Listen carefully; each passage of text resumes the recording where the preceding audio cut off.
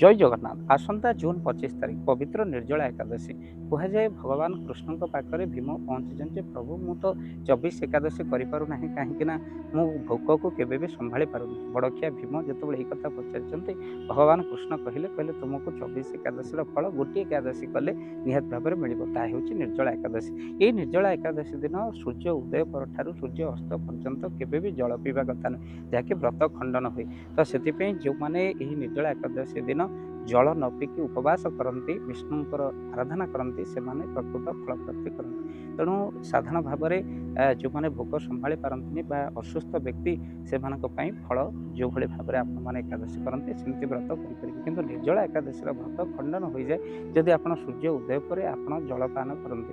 ତେଣୁ ଭୀମ ଏହି ଏକାଦଶୀ କରି ଯେ କି ଭଗବାନ କୃଷ୍ଣଙ୍କର କୃପା ପ୍ରାପ୍ତି କରିଥିଲେ। ତେଣୁ ଏହି ଏକାଦଶୀ ମଧ୍ୟ ଭୌମ ଏକାଦଶୀ ମଧ୍ୟ କୁହନ୍ତି। ତେଣୁ ନିର୍ଜଳା ଏକାଦଶୀରେ ଆପଣମାନେ କ'ଣ ନା ବିଷ୍ଣୁଙ୍କ ଆରାଧନା କରନ୍ତୁ, ଶ୍ରୀମଦ୍ ଭାଗବତ ପାଠ କରନ୍ତୁ, ଜଗନ୍ନାଥଙ୍କର ଦର୍ଶନ କରନ୍ତୁ, ଯାହାକି ନିର୍ଜଳା ଏକାଦଶୀର ସଫଳତା ଆପଣ ପ୍ରାପ୍ତି କରିପାରିବେ। ଜୟ